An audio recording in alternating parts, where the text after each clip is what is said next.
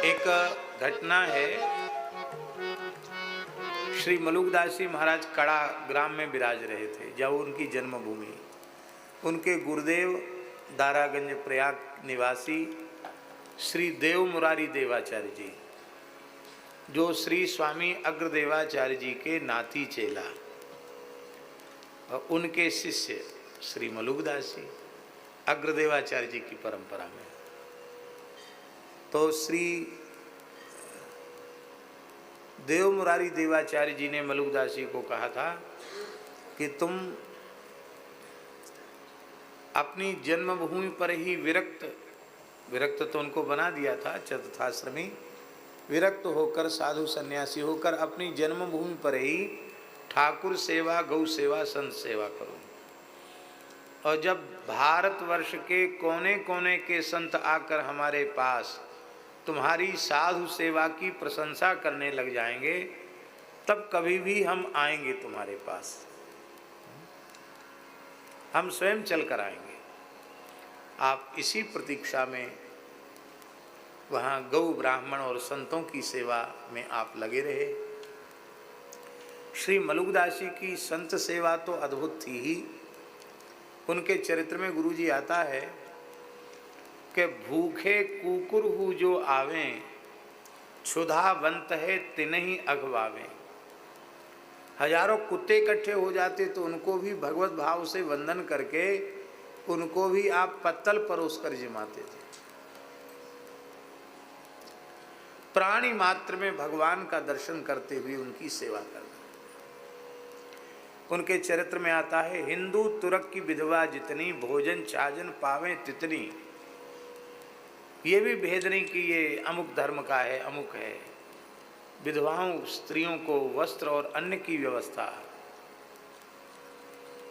निर्धन लोगों के लिए धन की, औषध रोगियों को औषधि की, घरहीन, आजकल तो सरकार घर बना रही है, उस समय तो मुगलों का शासन था, पर मलुकदास जी निर्धन लोगों को घर बना के देते थे।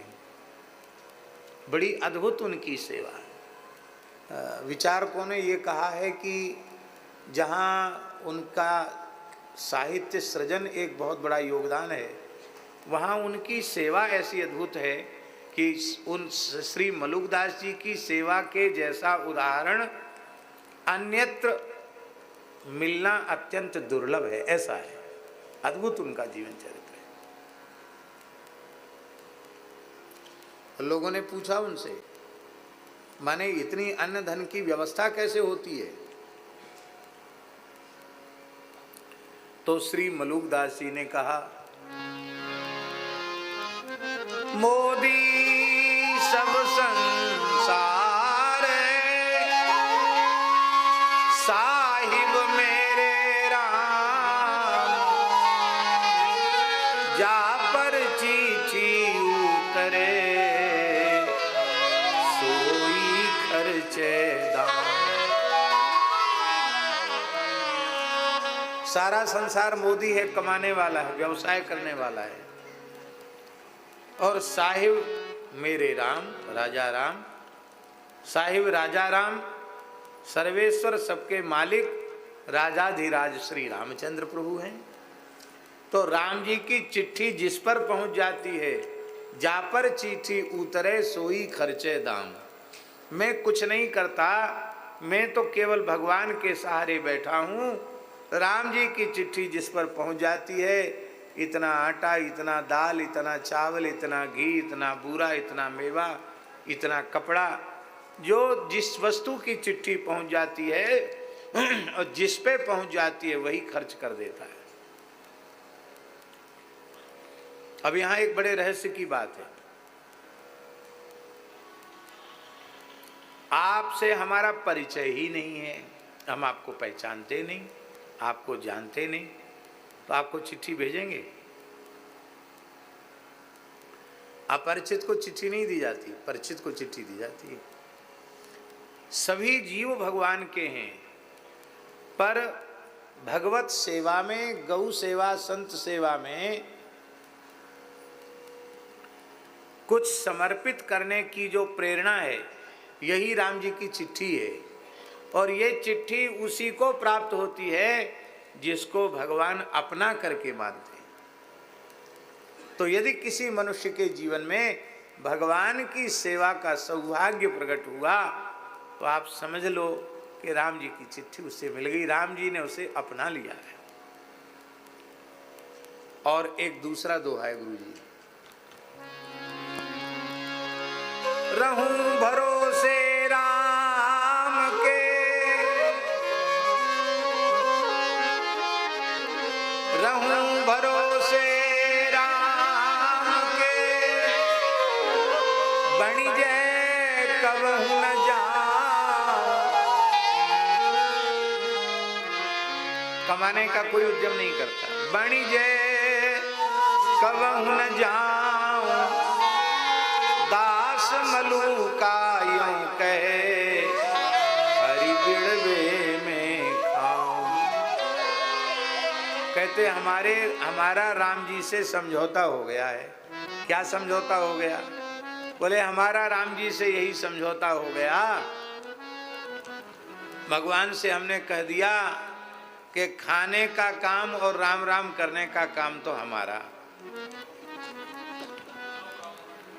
और व्यवस्था जुटाने का काम आपका। आप कहो कि पहले कमाओ फिर खाओ फिर समय बचे तो भजन करो, तो इतना काम हमसे नहीं होगा। हम केवल राम राम का ठेका ले सकते हैं और वो भोजन का ठेका आपको लेना पड़ेगा। हमारे यहाँ साधुओं में कहावत है, हरि को भजन,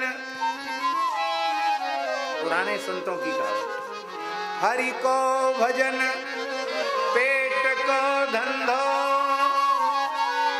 और करे सो मूर्ख अंधो।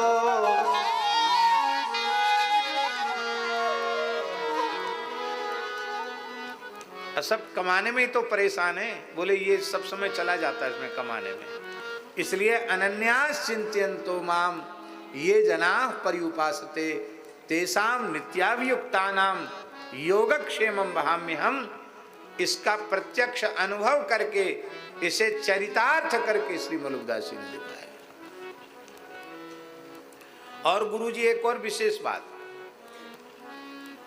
आज जो आ गया चरणों में द्रव्य, उसको आज सूर्यास्त होने के पहले पहले समाप्त कर देना, दूसरे दिन के लिए कुछ भी शेष न रखना। रोज नई व्यवस्था। जब अकबर ने सुना कि कमाते कुछ नहीं है और रिद्धि सिद्धि का कोई पारावार नहीं है, तो आखिर परीक्षा करें कि धन के प्रति लोभ तो प्रायः मनुष्य में होता है। कैसा फकीर है कि जो आवे उसी को लुटा देता है।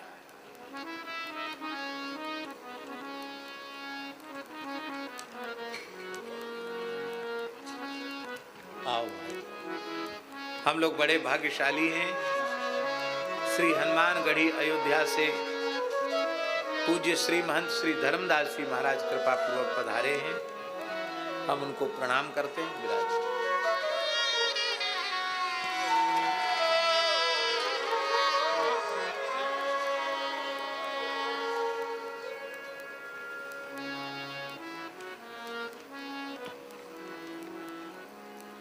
तो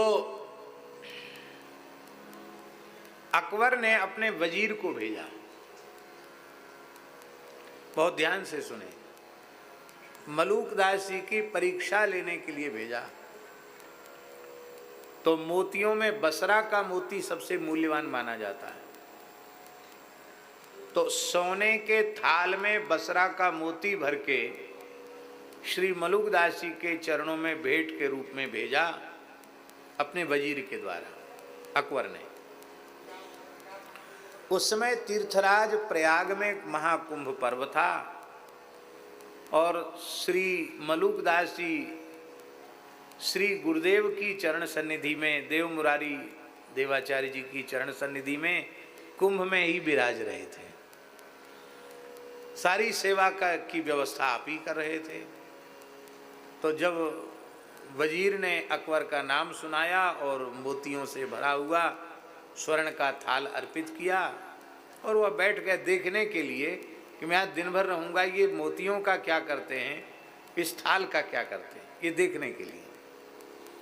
आपने तत्काल वैद्य को बुलाया और बोले ठाकुर जी को बीरी भोग धराने में चूने का प्रयोग तो हमेशा से हो रहा है, आज ठाकुर जी ने कृपा की है तो आज मोती को फूंक कर चूना बना करके और चूने की जगह मोती का चूना लगा करके और तब राम जी को भोग लगाया जाए बीरी का, पान का। उस जमाने में भैया जी बादशाह लोग मोती के चूने की बीरी मतलब चूने का प्रयोग करते थे, बादशाह लोग। आम जनता तो सोच भी नहीं सकती। और आपने सारे मोतियों को फूंक करके और उसका चूना बना करके, मोती का चूना बना करके भोग लगा करके और पंगत के बाद सब संतों में वितरित कर दिया। मोती खत्म हो गए और उसी समय एक ब्राह्मण, निर्धन ब्राह्मण रुदन करते हुए आया। बोले महाराज मैं बहुत गरीब ब्राह्मण हूँ, मेरी पुत्री विवाह के योग्य है, विवाह की तिथि निश्चित है, विवाह होने ही वाला है, नाते रिश्तेदारों ने कुछ सहयोग करने का आश्वासन दिया था, अब सबने हाथ खड़े कर दिए, अब मैं क्या करूं महाराज, बेटी का ब्याह है, 2 दिन 4 दिन बचे हैं, मैं क्या करूं, यदि व्यवस्था नहीं हुई तो मैं तो त्रिवेणी संगम में आत्महत्या करूं। आपने कहा कि नहीं, सब भगवान मंगल करेंगे। और वो सोने का थाल जो आया था बड़ा, वो थाल ब्राह्मण को दे दिया। बोले इसको बेच बाच कर जैसे तुम हो अपनी बेटी का विवाह कर लो। तो उस वजीर को बड़ा आश्चर्य हुआ कि सोना मोती हीरा इसका कोई महत्व ही इनकी दृष्टि में नहीं है। समलोष्टास्म कांचन, यही है उनकी ऊंची अवस्था। और उसी समय महाराज जी भैया जी शाम को एक व्यापारी आया। उस व्यापारी ने एक बहुत मूल्यवान मोतियों की माला मलुकदास जी के गले में धारण करा दी। तो वजीर के मन में लालच आया, अकबर के वजीर के मन में, कि महाराज तो कुछ रखते नहीं है, जो आया उसको लुटा देते, किसी न किसी को दे देते हैं। तो मैं बादशाह का वजीर हूं, पर बादशाह के पास इतने मूल्यवान मोतियों का हार नहीं है जितना मूल्यवान ये हार। वो जानता था बहुत बेशकीमती मोतियों का हार है, तो यदि ये हमको प्रसादी में मिल जाए तो बहुत अच्छा हो। इसके मन में आया तो आपने तत्काल उसको बुलाकर, उसके मन में आया, उसके मन की बात जानकर बोले मेरी दृष्टि में कंकड़ पत्थर और हीरे मोती में कोई भेद नहीं है, तुम्हारी इच्छा है तो तुम ले लो। दे दिया उसको और कहा कि देखो हम किसी की वस्तु मुफ्त में नहीं लेते हैं। तो उसको और आश्चर्य हुआ कि ये कौन सा पैसा दिया इन्होंने इसका। तब आपने अपने कंधे का आंचला हटाया तो वहाँ थोड़ी सी चमड़ी छिली हुई थी।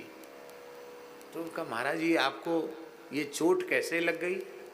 तब उन्होंने कहा हमारा शिष्य लालदास परिक्रमा कर रहे थे और ये जहाज पर व्यापार करने विदेश गए थे, हीरे जवाहरात के ये व्यापारी हैं, व्यापार करके वहाँ से लौटे थे, इनका जहाज समुद्री तूफान में फंस गया और उस समय मेरे शिष्य लालदास जी ने कहा कि तुम यदि अपनी रक्षा चाहते हो तो मलुकदास जी का स्मरण करो। तो मेरी याद किया तो मैंने तत्काल वहाँ प्रकट होकर अपने कंधा लगाकर उस जहाज को डूबने से बचाया और उसको थोड़ा धक्का लगा करके, सहारा लगाकर उसको अपने संकल्प से किनारे लगाया।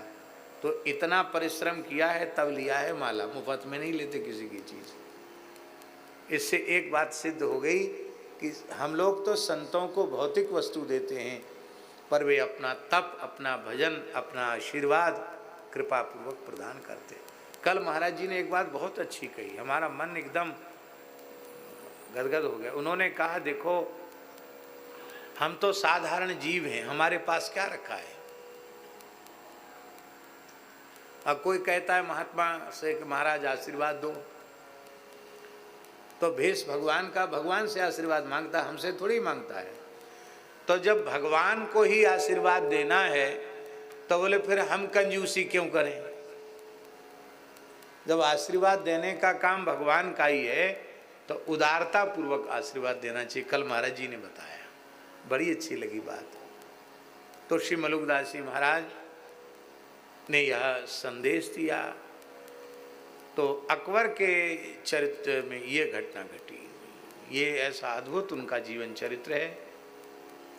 जब उनकी संत सेवा की प्रसिद्धि दशों दिशाओं में व्याप्त हो गई, तब श्री उनके गुरु देव मुरारी जी महाराज, देव मुरारी देवाचार्य जी महाराज 700 संतों की जमात लेकर कड़ा पहुंचे और गंगा जी में स्नान करके, गंगा जी हैं वहाँ कड़ा में, गंगा स्नान करके वहाँ बैठ गए और बोले संतों की रुचि के अनुसार ये सेवा करते हैं कि नहीं। तो वहाँ बैठकर संतों से पूछा कि भाई आप लोग स्थान में चलकर क्या पाना चाहेंगे, ब्यारू किसकी करनी चाहेंगे। तो संतों ने कहा कि बढ़िया चकाचक घी पड़ी हुई और बढ़िया खिचड़ी मिल जाए तो आनंद हो जाएगा। हमारे यहाँ साधु में कहावत है, खिचड़ी के 4 यार, दही पावड़ घी अचार। क्या? खिचड़ी के 4 यार, दही पापड़ घी अचार। ऐसी पूरी सांगो पांग खिचड़ी मिल जाए तब क्या कहना। हम लोग तो खिचड़ी पाना जानते ही नहीं। हमारे पूज्य गुरुदेव पहाड़ी बाबा महाराज कभी कभी खाक चौक में रघुनाथ जी को खिचड़ी का भोग लगाते थे, जब उनके मन में आ जाए।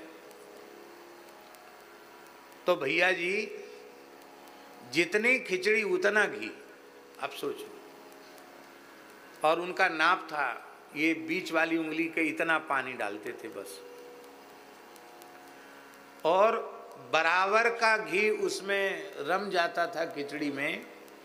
थोड़ा मिठाई भी, गुड़ भी डालते थे, अदरक भी डालते थे, काली मिर्च सौंफ भी डालते थे, बहुत सी चीज़ डालते थे उसमें, केसर भी डालते थे, बढ़िया रबड़ी। मैंने वो खिचड़ी क्या, वो तो सब व्यंजनों को लज्जित करने वाली चीज़ ऐसी। और जब बन जाए इतना घी उसमें रम जाता था, बाहर दिखता नहीं था। और जब बन जाए तो फिर ऊपर से सेर आध सेर घी, फिर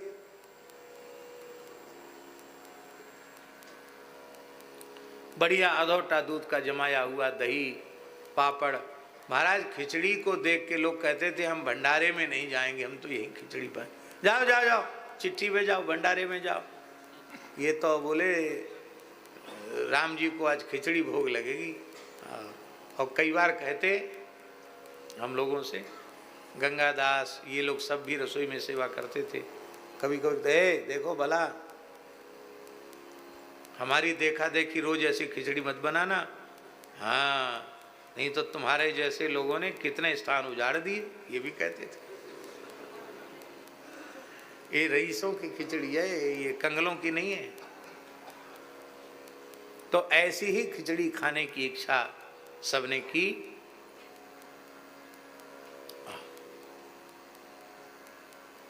श्री राधा वल्लभ लाल की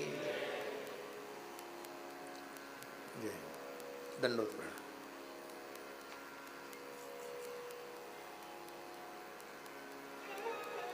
हाँ ठीक।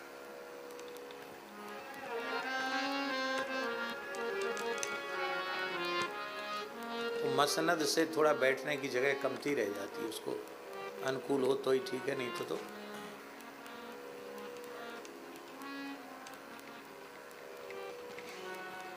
इससे बाधा तो नहीं हो रही है सामने जो।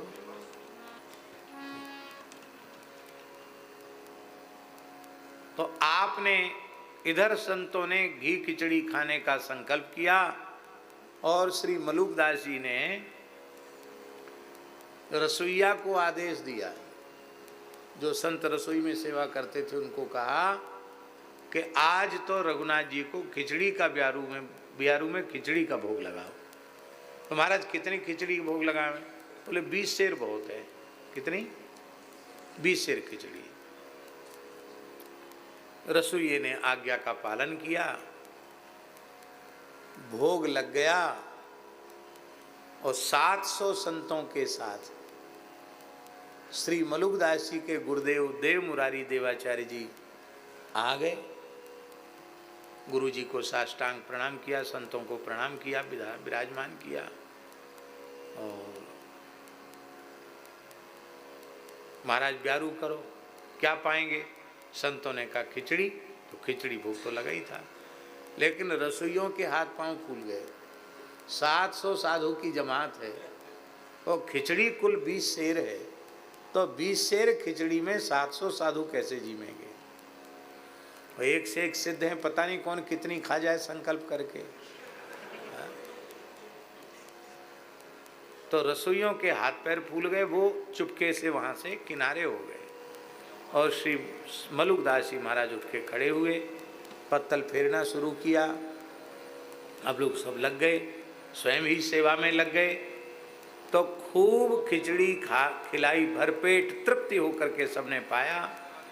और मलुकदास जी के गुरुजी आए हैं। जब ये बात कड़ा गांव में पता चली तो गांव आ गया, गांव के लोगों ने बैठ के पंगत में उन्होंने भी पाया। पूरा 700 संतों के सहित गुरुजी तृप्त होकर जीम गए और पूरा नगर जीम गया।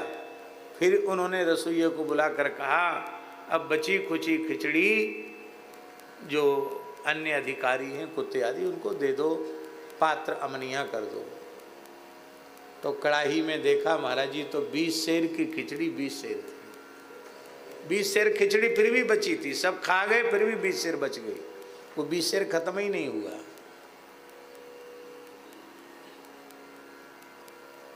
गुरु जी ने हृदय से लगाया और हृदय से लगा करके, ऐसा चरित्र में लिखा है, उनके माथे पर पाग बांधी और कहा, अब आप वैष्णव परंपरा के आचार्य हो गए। ऐसी अद्भुत साधु सेवा उन्होंने की। तो उस समय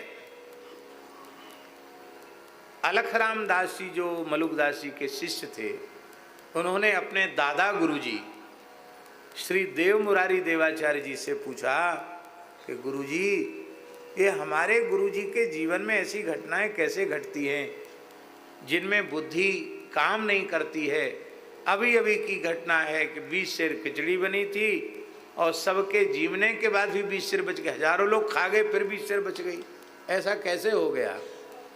तो उनकी मलुक परिचय में, उनके चरित्र में लिखा है महाराज जी, अलख राम सो कहो मुरारी, मलूक रूप आप बनवारी।